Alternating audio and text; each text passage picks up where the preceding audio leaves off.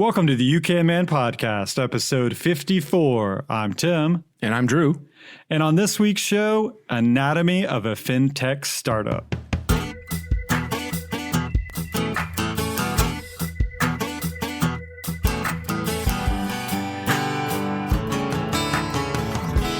All right, guys, welcome back to the UK Man Podcast, where we believe what one man can do, you can do as well with a little help from your friends and the proper know-how. Guys, things are a little bit different now. You may have noticed our last episode, it was just me, and I didn't have Dave or Josh. And this week, I don't have Dave or Josh because Corona. That's pretty much why. Because we've just got craziness going on with Dave and Josh's work-life balance, I guess is probably the best way to put it. And so we're trying to figure out doing remote stuff going forward. But honestly, they can't even do remote stuff right now because things are just crazy. So we've got Drew Scholtens here on the show with us. Drew, say hello. Hello. I can, man. Yes. And Drew's a longtime good friend of mine and probably one of the most interesting dudes I know. I mean, honestly. Setting the bar. I mean, you know, if you want to know a little bit of something about everything, just ask Drew. Yeah, a little something about everything. Yeah, that's pretty much Drew. But he's going to, you know, he's just from the podcast temp agency. I just called them up and they were like, they're just going to send Drew over. Send me the rookie. Yeah. And so we are going to be talking about his FinTech startup company and what goes into that. So stick around. Some very interesting stuff we're going to be talking about. But first, you know, I don't think I asked our last guest, Brandon, this question, but we always try to ask guests, where are you on the DIY scale? Ooh. 1 to 10. Drew, where are you at? 1 to 10. I'm a 3.5 trending towards a 4. Okay. We're making progress. I would call you higher than that. Yeah? Yeah. I'd call you a solid 6, no? Maybe I'm a 6 on the millennial scale. Okay. 3.5 if you add in the baby boomers. I'm going to call you 8 since you try stuff. I do try things. I have no problem going for the fail. Yeah. Drew once sent me a photo of, I believe it was a concrete mixer. It's a concrete mixer. In the back of his Nissan Leaf. Nissan Leaf, yeah. And I'm just like, bro, that's impressive. Well, I have this torn up driveway and the kids can't play on it. It's all just aggregate. So I thought if I can just put a new top on it, it'll buy me a couple years and I can kick the can down the road and then it'll be fine. So I ran a test. I bought 3 different concretes. I made a nice little top layer. I picked one I liked. And then I bought 2 pallets full and a concrete mixer. And I thought, I'm just going to put a layer on the top and buy me a couple years. And it failed miserably. It backfired horribly. And it's pretty bad. It's bad. I'm going to say it's pretty bad. Here's one benefit. When cars pull in, though, I can hear the crinkling noise of every car that pulls in my driveway before they ever get to the doorbell or if they're just turning around. It's a safety feature now. I'm thinking about when I replace the driveway, actually doing it with like stone because I like hearing cars in my driveway. Yeah, there you go. Yeah. You should just tell people it's kind of like this... it's just this really highly specialized treatment that you paid like a lot of money for. Yeah, except all my neighbors saw me do it and heard me cussing, so I'm not sure that was right. Yeah, but it's pretty bad. But hey, man, A for effort there. A for effort. Sometimes, you know, you just can't. You know, you can't, man. You know, sometimes it just happens. That's the competitive podcast. But hey, now you know. I do. And we'll always have that picture of a Home Depot cement mixer sticking out the back of a Nissan Leaf forever. We actually need to pull that. I need that photo. I'll send it to you. Let's find that, and we'll. It's one of my less embarrassing, actually. Yeah, we'll post that on our Instagram stories or something like that. But yeah, obviously, you know, we always talk about how our week's going. Well, I think we could just say unprecedented. I don't know. I mean, we got the kids home from school. I mean, it's just crazy. I've never experienced something like this, and I pray and hope that we never do again. I went to Costco the other day and had to wait in line to get into the store. That can be harrowing on a Saturday. Exactly. And honestly, I was telling some other people about it. It was actually one of the most pleasant Costco experiences I've actually had. Yeah, people were being extra nice. Well, no, because they only allowed like 100-something people in the store at one time. That's why I had to wait in line. So it was basically like they're literally counting people coming into the store. And then as they come out, they're deducting and then letting people trickle in and out. And so there wasn't this like mass of people that there literally always is, because Costco is pretty much always apocalyptic. And so that wasn't present there. And they had tons of toilet paper. I dropped my Costco membership after I did a lengthy cost examination. Yeah. Yeah. So, I mean, you think Costco is the done deal, right? You're just going to buy in bulk and everything's going to be great. But I went line by line and looked at what I could do and how I could beat it. And when I figured out how to beat every line of my Costco membership, we dropped our membership. I liked going in there, though. That was the problem. I liked it too much. You went in with families, and man, that's probably like another podcast like episode right there, just in and of itself. But Drew went in with some other families in on like some essentials, literally like toilet paper. Yeah. And you bought in crazy bulk. I buy in bulk. And saved a boatload of cash. So. Yeah, I can beat, I know where the cheapest toilet paper, facial tissue, and paper towels exist in this planet. Nice. And I buy them in bulk. And then I got a couple families that we share. So basically they'll call me up and order for me, and it just, it costs. I'm not marking it up. But it allows me to buy in bulk and still turn over my inventory. And I sent them all photos. When this whole toilet paper thing went down, I sent photos to all my people, and I was like, "Ha!" You're like, stocks just went up. Exactly. This is how Noah felt, Yeah, and you now owe me triple. Yeah, exactly. No, I haven't raised my prices yet, but I have limited the supply. They'll call and say, "I need a bunch," and I'll be like, "You can't have a bunch. I got to keep you on the leash." Yeah. So at Costco, you could only get one, but I did hear a Costco employee telling a customer, "Well, you can only get one, but you can get one of each kind."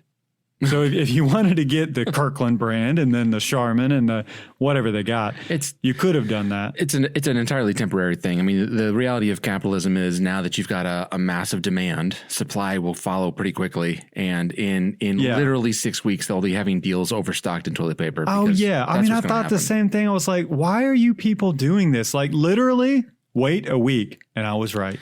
It was literally one of the least valuable things in a panic anyway. There's other ways, like you can use tissue paper. There's lots of ways to get that job done. So, and who are you people that don't like kind of just stock this up? Like, I feel like at any given time, we've probably got, at least 3 weeks worth of toilet paper in the house. Yeah.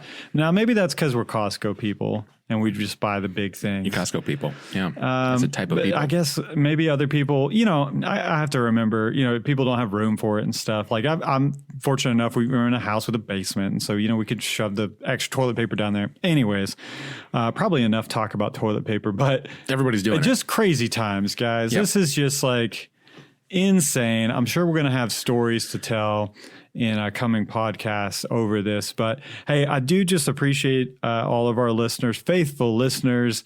Look, I know that I can't replace Dave or Josh. I just can't do it. So I appreciate you guys sticking with us, and hopefully I'll be having some other guests on if I can't get Dave or Josh back because they've just been crazy with the job stuff and everything. We'll be having some other interesting guests on as well. So let's get into talking about Drew's FinTech startup. Boom. And this is not going to be long form. We're just going to kind of go through the initial stages, his thoughts behind starting it, the motivation to start it, just the mental game behind it as well, because we talk a lot on the You Can Man podcast about, accomplishing things that you think you can't, right? And getting help from friends, and then doing those things that will then build confidence in other areas of your life. And so I feel like Drew has a background where he has done a lot of harder things and climbed the corporate ladder, giving him the confidence to do what he is doing now. So, and we can say the name of it, yes? Yeah, we can say the name. Okay, so it's official enough to where we can say the name. He does have a website up. Yeah, I trademarked. So the name is OinkChing. Now, you may be thinking, that's weird. That's exactly right. It should be weird because you're going to remember it. So just think of a pig and then a piggy bank. OinkChing, right? Remember that. And you can go to oinkching.com and sign up already. There's all these theories about good naming conventions, right? And you go through all these experts, you meet other startups, you meet business people, and you put your names out there, and you're sort of putting yourself out there. When you pick a name that you love and you want to throw it out there and say, what do you think about this name? Invariably, you get all these opinions about whether it's good or not. It's like baby names. It's like baby names, yeah. And ultimately, the baby's going to look like whatever you name it. Okay. So that's true. Have you ever met somebody and been like, "You're not a John"? No, you're a John. You're John because you were called a John. Right. So ultimately, my personal value is that the product will sing for itself and the brand will follow the value of the product. And the name just needs to be remembered. You hear it and you think that's different, and then it makes you go and investigate what is this thing, and then hopefully the value is there, and we run from there. So I chose a name that was a little bit out there that I've gotten a lot of advice. Yeah, and we've talked about before too. There's all these company names that we just completely take for, I don't know if take for granted is the right word, but we don't think about it at all because and they've got weird names. Yeah. I've even talked about in the photography industry. I've got these little radio triggers that trigger lights. Right? It's called pocket wizards. How stupid is that? But among photographers, you start talking about pocket wizards, and they're like, "Oh yeah, okay, I have like 10 of those." The value's there. Okay, cool. Yep. Anyways, point being, you're going to remember that OinkChing. Yep. So it is. You heard me mention it's a FinTech. So that for those of you that don't know, because man, I don't know, maybe a few years ago I didn't know what that was. I don't know. Financial tech. Okay. So this is just to describe any company that's basically working with any other type of financial institution. Yep. I guess you could say. Yep. And so that's what Drew's startup is a FinTech company. And so Drew, take it away. Give us the elevator pitch on OinkChing, and then we'll kind of work our way back maybe from there. Yeah. So OinkChing is, it's not your traditional FinTech in that we aren't giving loans. There's no deposits or lending going on within the tool. Most FinTechs, that's kind of what they're trying to do. They're building a technology to help ease the lending cycle. That's not what we're doing. I come from 12 years in the corporate world. I worked for a company that you all probably know and love called Equifax. That would be a credit bureau, and spent 12 years there and had a great run for about 10 of those 12 years.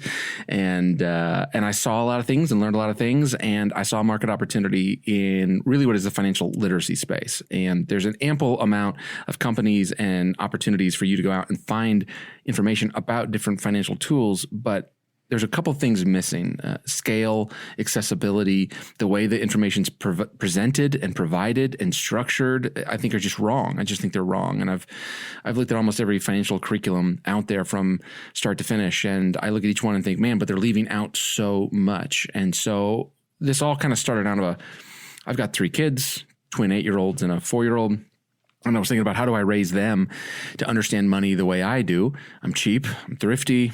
I'm not trying to give myself a badge here, but you are kind of a big deal. I'm kind of a big And I got rid of my Costco membership because I literally did a per unit cost of everything on my bill. So that tells you who I am. Drew shops at Aldi. I'm an Aldi, online, eBay, Amazon guy. Yeah. Shop the sales. Oh yeah. We're Aldi as well. Yeah.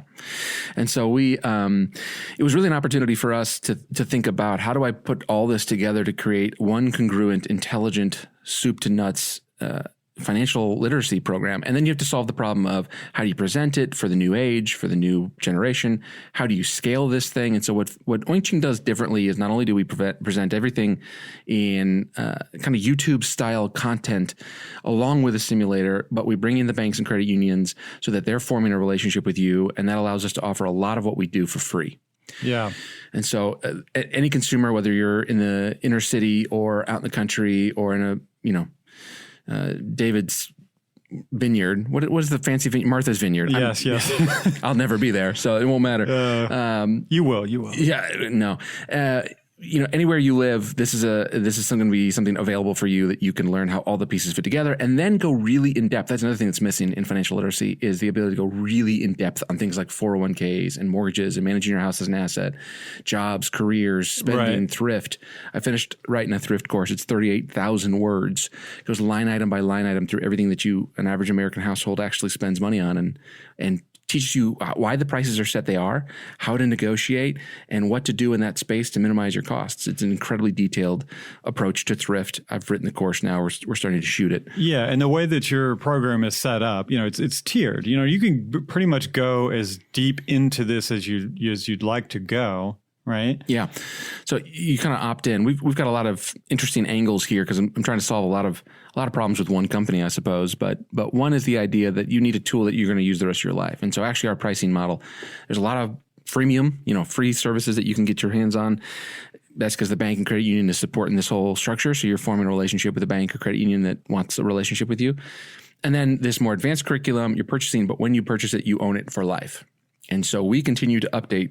If you bought the tax course, every year we're updating the tax information, but you bought it 5 years ago at 5 years ago's price. So you're really buying education as an asset you're going to hold the rest of your life, and you can constantly come back to. And what people need in their financial education is really what they care about right now. So when you're 22, when you're 24, when you're 36, when you're 55, you care about different things, right? When 55, you're thinking about taking care of an aging parent. You're thinking about retirement. When you're 24, you're thinking about buying my first car, looking at houses, career choices. When you're 18, right, you're thinking about college choices and scholarships. So your needs change as you grow up and as you run into new life events, and the tools to really deal with that are what we're trying to present you at the time that you need them. You own them there forever thereafter. Right. And you even have kind of a model set up to where if it's a minor, they would essentially have a sponsor. So obviously that would first and foremost probably be a parent, but it could also be, the teacher at their school or a really close uncle or somebody that's going to sponsor this, be like, hey, look, I think this would be super valuable for you, and I'm going to sponsor you to go through these courses. Yeah, we call that the Guardian. So my parents were down in Florida in this giant retirement village called The Villages. It's like 200,000 people. Villages. That one? Yeah, happiest place on earth is what they say. And, it's a magical place for some. It's all old people everywhere just living out their glory years, and God bless them. But they're also all looking for this desperate connection with their grandchildren. Yeah. And so one of the things we're going to drive is the term is Guardian. So when someone who's kind of 14 to 24 joins our platform, they can go through a simulator that literally puts the entire financial story in one package. You will learn everything from first jobs, income taxes, to thrift, to tithing, to tax deductions, to mortgages, to life insurance and HMOs and PMO. You'll learn it all. You will learn it all. Everything that's financial is in one curriculum. It's kind of a survey course. A guardian then can join you in that process and actually go along with you in your education. And then you can have conversations across a dinner table or on the phone hundreds of miles away. And so we're going to pilot that, obviously, both in the villages where there's a bunch of grandparents looking to make connections to grandchildren, and as well with just parents and students. Yeah. I mean, how many of you guys listening to this right now that have younger children, you're thinking, first off, I really wish that I had that when I was 16. Right. Because, man, I did not get any of this. I remember I had like one little financial kind of course. It was like almost tied to the like home ec thing, which I don't even know if they have home ec anymore. I think this was in middle school. And I remember them teaching us how to write a check. That's pretty much, and like maybe balance your checkbook, right? Yep. But that's really all I remember. And I didn't have a whole lot coming from my parents as far as financial literacy. And so, man, I'm just thinking I would have loved to have had this when I was a teenager, and I will love to have this for my kids for sure. Because, and how many times, we go back and forth, we're talking about what they really need to be teaching them kids in school is about this, and that's what Drew's doing. Yeah, that's literally what Drew is doing, man. My hope is that you can get this program into the schools eventually would be amazing. But, until then, you've got this guardianship type program set up to where I think that's going to be really successful as well. We've got some opportunities and invitations to go meet with school boards of schools that do homeschooling. So there's some, the one around here is called King Academy. They, 2 to 3 days a week, students go to the school, they have football and they've got prom and they've got all the things that a normal high school would have, but then you homeschool 3 days of the week or whatever the option is.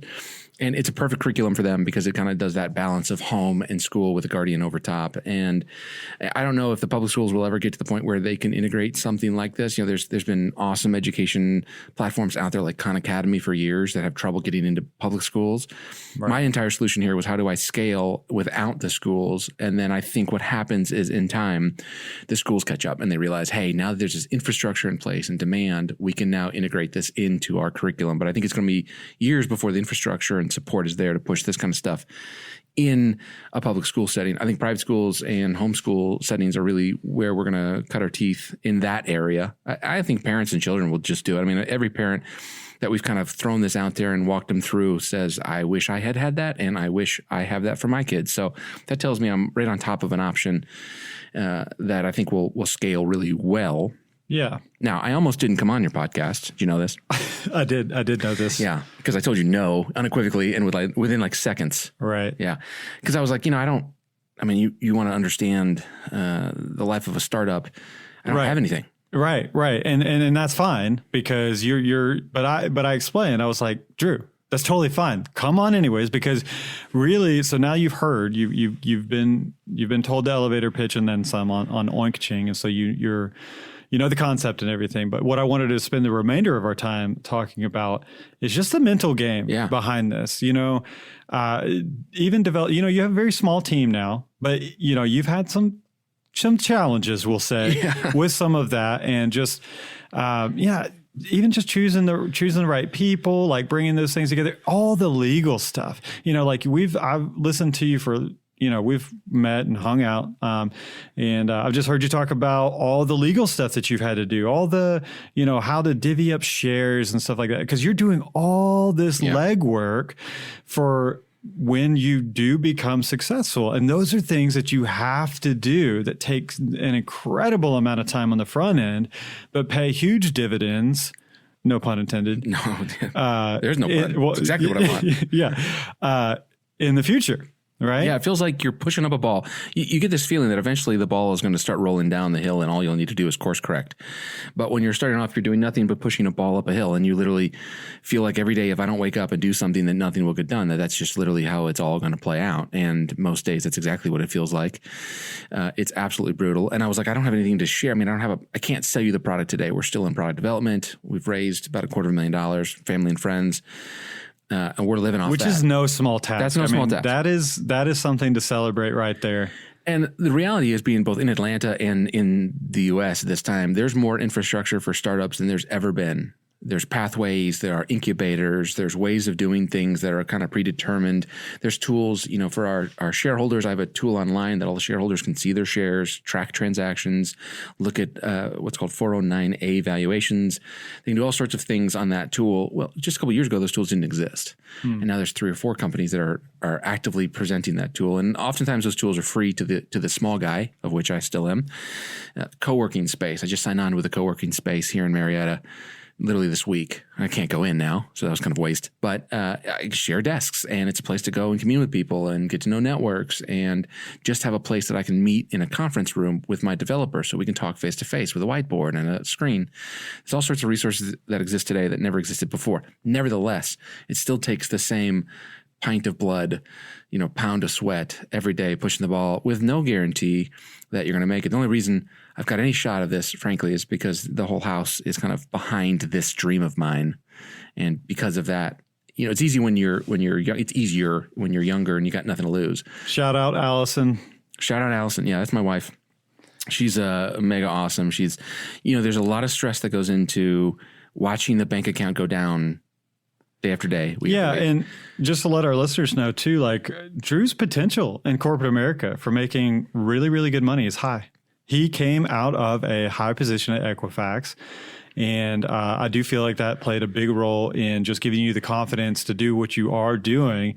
But all that to say, you're stepping out of this great job at Equifax or, wherever you could have gone or whatever. You could have kept climbing for sure. Yeah. And and then stepping into something like this, that's huge. So I was youngest vice president at Equifax. And I was vice president at age 28. So I'd gone from inside sales rep to vice president, and at the time that I'd gotten promoted, and had gotten promoted since then. And things were really bright for a long time there. Obviously, the breach and a series of other events sidetracked my career there. But you're right. I could have just stayed in the corporate world, kept it safe. I don't know if I would have been happy though. And that's the thing is, I'd rather I know you wouldn't have been, because we had many conversations about that.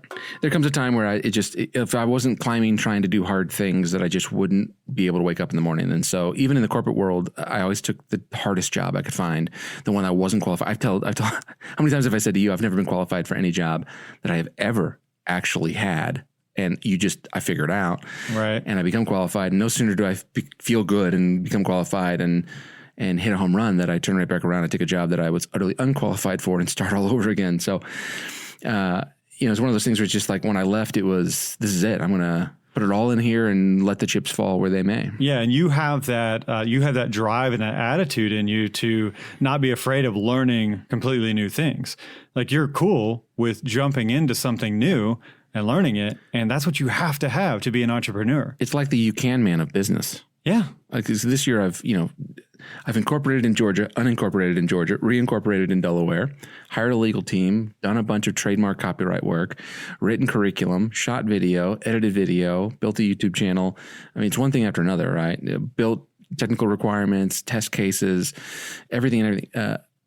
An entire stock certificate, a funding program, what's called a PPM, which is something that you've got to present investors with when you can take unaccredited investors. So I can that was something really interesting to me. So just a little side note kind of thing of how many investors you can take that are what's quote unquote unaccredited. So they are not, explain that to her, because I'm going to butcher it. Yeah. So the U.S. Securities and Exchange Commission basically says that if you're going to raise capital, you can raise capital from whatever capital you want, as much as you want, from accredited investors. These are people with a net worth over $1 million or who make joint over $250,000 a year, and basically they can invest in whatever they want. They're called accredited. They're free to lose their money however they want. If you have less than that or make less than that, you're an unaccredited investor. And what that means is the criteria for which companies must report to the Securities and Exchange Commission is much higher. And it's much higher to protect those what are considered less sophisticated investors. Now, a lot of brilliant people don't have $1 million in the bank, so it's not entirely fair. And so it's not a loophole, but there is a way that you can qualify and say, I want to take a certain subset of unaccredited investors in, and they limit you based on your filing. So I have 35 unaccredited investors that I can take in to my seed round, which is still technically open. And so I have to be very careful as to who I take money from, for lots of reasons, some of which are I want to make sure that my leadership and investors share the same commitment to what I'm trying to do as I do. This isn't really about a get-rich thing. Maybe we'll all get rich. I hope we all get rich. But that's not necessarily even the primary motivator of this whole thing. And who I bring in also has to be either accredited or unaccredited. And with unaccredited, I really have to be careful that this is somebody who I've presented everything to as honestly as I can. So I have to provide more documentation to them to make sure they understand the risks of going into this thing, because you could lose it all. Yeah. It's almost casino royale. I mean, except the house is stacked against you, because more startups fail than succeed. So when you're investing in a startup, you hear these stories of the first investors in Google, well, those are unicorns. Those are 1 in 100. Right. Those are 1 in 1,000 probably, so when something like this, it's really, you have to understand any dollar you put in, you could lose. Now, that's not looking so bad 8 days into a stock market crash right now, is it? Yeah. My investors have lost nothing in the last 8 days. Right. So risk is relative, is my point there. But it was all crazy. I mean, I didn't know any of this. In fact, it was oftentimes in passing that I would pick up on tidbits. I was talking to my lawyer who mentioned in passing, oh, you have to file this thing. And I was like, oh, yeah, definitely. Is what and then I got off then you're Google. Yeah, totally. And I figured out what it was, and I was like, oh, shoot, he was totally right. And thank goodness I paid for a good lawyer.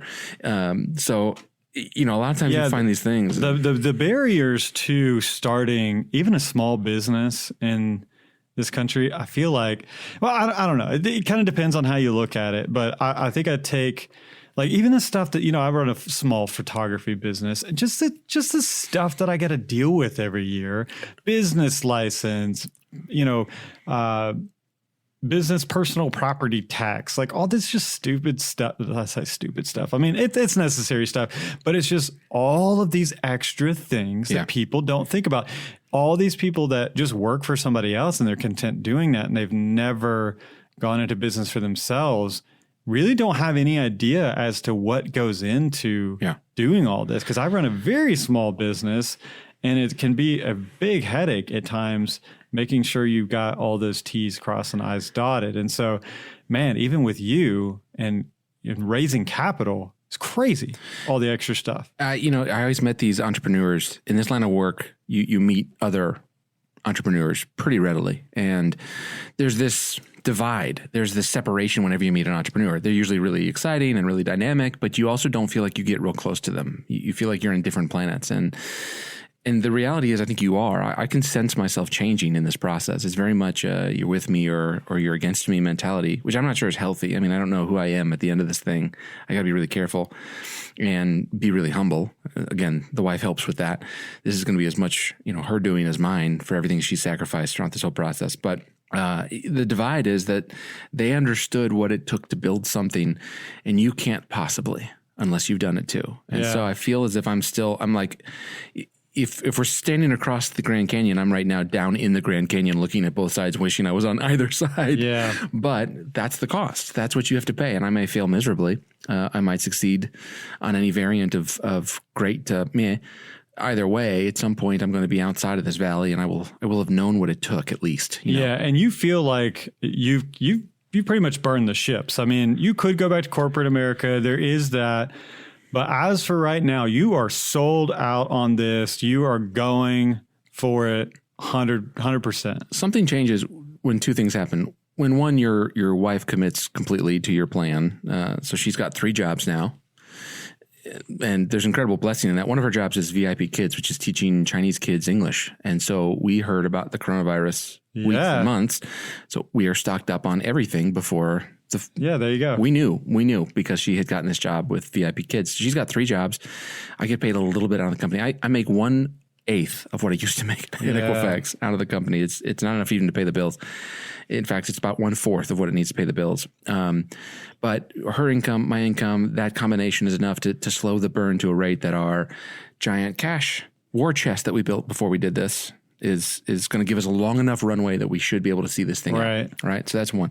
The second thing is when you take money from investors, those are people who invested at my stage but an idea, right? They're looking at me and my idea and saying, can this guy do this idea? They are investing in you. Right. There's nothing else. There's no other asset here except me. Now, when they invested a couple months ago, that was true. Now there's a little bit of technology. There's a lot of content. There's curriculum. They can see the fruits of that labor. And as the things start to come together, nevertheless, when most of them invested, there was literally me and an idea. And so that's a huge motivator. I mean, some of my investors are best friends I grew up with. Some of them, my brother, my dad, my buddy growing up, and his father. They're people that I care really, really deeply about. And so one of the motivations that wakes me up every morning is my investors. I have a different relationship with them. Those are people who are kind of a ride or die. I've always laughed at that. I thought that was stupid until now. And I'm like, now I get it, ride or die. Yeah. So those two things, there's no failure. The ships are going to burn.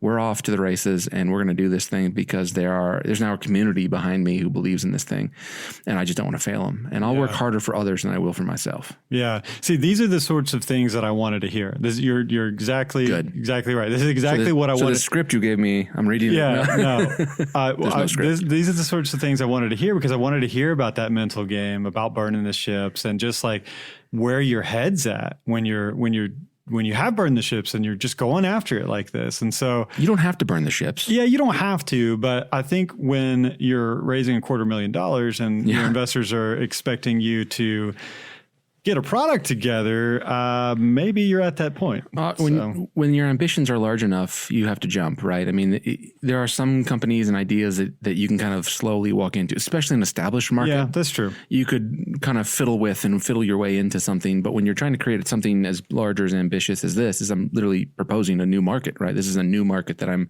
throwing out there. It's a version of one we all recognize, and yet it doesn't exist today. When you want something that big, it takes in proportion to your ambition that much of cost. And so you have to, what are you willing to sacrifice, right? This is an old epic. What are you willing to give up to slay the dragon? For sure. Well, as we close our time, if you could think of maybe just a couple things, or if it's just like one big thing, I don't know, something to encourage or tell somebody that's thinking about this. So somebody has just had this idea rolling around in their head for a while now, but they just can't imagine burning the ships or doing anything remotely like you're doing. Is there any encouragement that you could give to those folks? Yeah. So you don't have to burn the ships today. the encouragement would be, if there's something that you're confident that this is a great idea, every day take the baby steps. Just take the baby steps until you're comfortable with burning the ships. That term comes from Cortez. Earlier you said I know a little bit about everything. So Cortez landed here and he brought a small group of soldiers with him, and they were convinced that this was a terrible plan and that they should get back to Spain where they were safe and warm. And Cortez literally said, just burn the ships. So now we can't go back, right? This is a strategy that he used that basically said there's only forward, there's no back. And that was a crazy decision at the time, but you could take the baby steps. If they got on the ship, they sailed the ship, they landed the ship, they figured out they took all the baby steps, and then it was Cortez who was able to make the next jump after making all the baby steps. So what I would say, if you got an idea that's big and ambitious, is wake up today and figure out what you can do today to get one step closer, and do enough of those until burning the ships doesn't look scary. It looks like the only option, and then you're ready to jump. And for me, it was, I negotiated my way out of Equifax and had prepared my house and prepared my friendships and prepared my finances. Those were all the baby steps I took to the moment where I was ready to make the jump. It's still scary as hell. I mean, I wake up every day with a weight on me, but I also wake up every day excited. I was up at 5 a.m. this morning editing video. I wouldn't replace that. I wouldn't give it up at this point. It's like I need that adrenaline rush of I'm afraid and therefore I'm excited and therefore I wake up and work really hard. I've never worked harder in my life, but I didn't do it all at once. You know, it was this idea was a year old before I left even the corporate job. And now it's coming up on the first year anniversary of me leaving the corporate job. So now it's 2 years into this process. And the first year was testing the idea, talking to friends, throwing it out there, picking names, getting my wife on board. You know, I drip fed her. I don't expect her to jump off a cliff tomorrow if I have a new idea. It took time to get her around to it. So you take the baby steps until ultimately it comes down to, I can't think of anything else I can do except burn the ships. Right. It would be interesting to hear directly from your wife about that mentality of supporting someone that's doing what you're doing. Yeah. I think that would be a really interesting story to tell for sure. So hey, who knows? Who knows? Who knows? Maybe I won't have Dave or Josh here for a while longer because of this Corona thing, and maybe we'll have Allison back on. I can work on my Josh and Dave accent if you want. Yeah, right. Yeah, right. I know them enough. Yeah. Well, Drew, thank you so much for coming on the show. And I would love to hear from our listeners. You guys chime in on the Facebook group. I would really like to hear your thoughts on this show because it's a little bit of a departure from our normal like DIY stuff. But I still think it's relevant. I really do, because the thing we're thinking through about You Can Man is it's not just about DIY stuff. You know, that's always going to be our go-to. We're always going to be talking about fixing stuff, right? But these kinds of topics are really interesting, and they bleed over into all kinds of other areas of our lives. And so I think that this was really interesting listening to Drew. All right, Drew, where can people find you? So LinkedIn is a great place to reach me on a more personal level. And then OinkChing.com is the website. You can watch us kind of develop it and build it in real time if you want. So those are the two places I would start off with, and all my contacts there at LinkedIn if you're intrigued about what I'm doing. Yes, and we'll can we put your LinkedIn link on our show notes? You may. Okay, well, we'll do that then. I'll put that in the show notes so you guys can check that out. Guys, thanks so much for tuning in to another episode of the You Can Man podcast. Be sure to check out our Facebook group page, and hey, take some time to leave us a review on Apple Podcasts. We will catch you guys next time.